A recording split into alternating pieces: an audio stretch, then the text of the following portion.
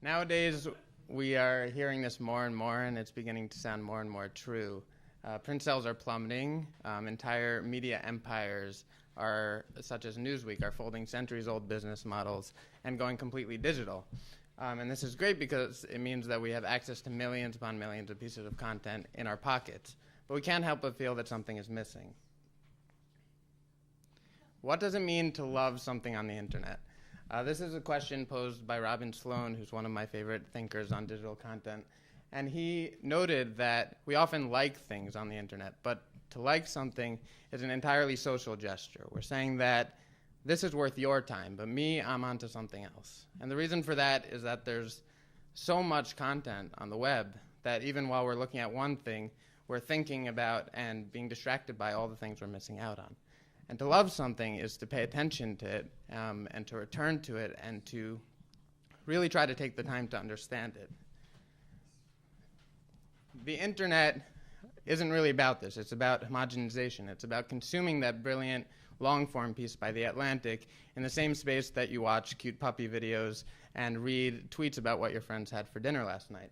But we think that some content deserves more than that. Some content deserves to be read on the beach and have sand get stuck between the pages. Some content deserves to be read in bed until you fall asleep with the lights on. Some content deserves to have its margins vandalized with notes and thoughts. And some content deserves to grow old with you on your bookshelf and in your pocket. This is the need that Quarto will fill.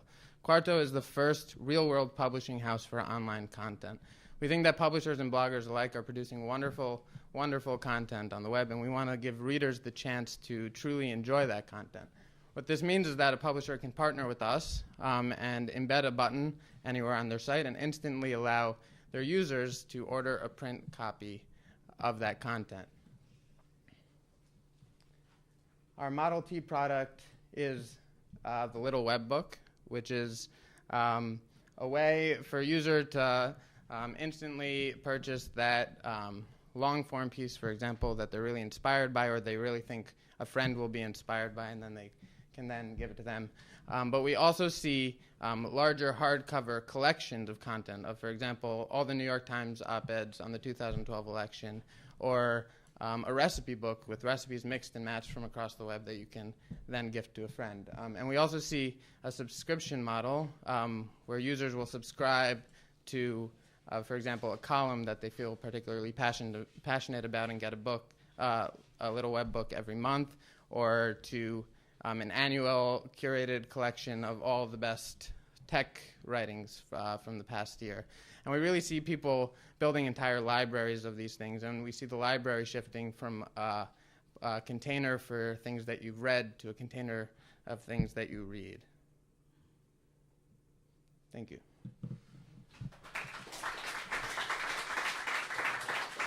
I'm a reporter at factcheck.org, and every day I walk in and get about 1,000 emails from the public who wants our help in understanding the partisan and political news.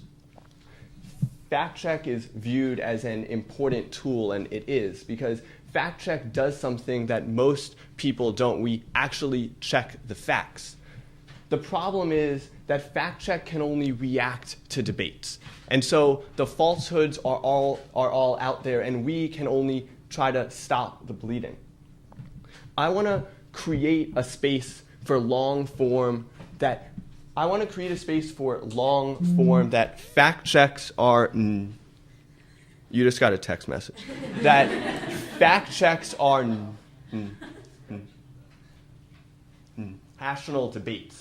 But it has to do so in a way that tells a larger human interest story, that has a narrative and a story that people want to read and that is proactive. I think long-form journalism is perfect for our times. It can and should be an antidote to tweets. But long-form is also hard to find, and incredibly, it's hard to pay for. I read it all day long, and I rarely pay. Hold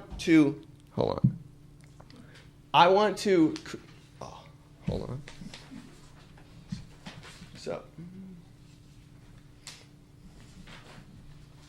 I want to create a long-form site that slows the news down and pour all my energy into producing one long-form article per week. Our model right now is broken.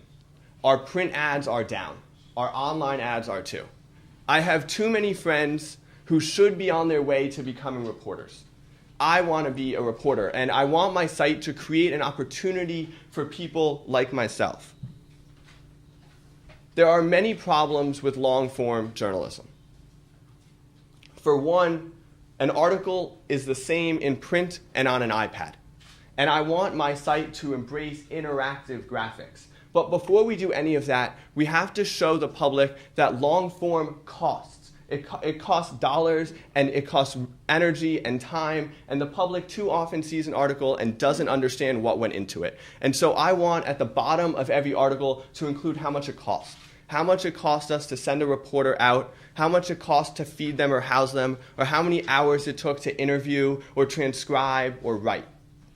I want to start by spending $1,000 on every article, and I want my readers to know that. I think long-form journalism is an experiment that is worth conducting. I want to try to create a profit by turning to syndication and email, and yes, contributions and donations. I think it's important and hopeful that in the last 2 months, 2 companies who also had a long-form site posted the concept on Kickstarter, and they just were great. They each raised over $50,000 in a span of 2 weeks. I want to take the grant offered here to create an online site to begin to contact reporters and to post my idea to Kickstarter.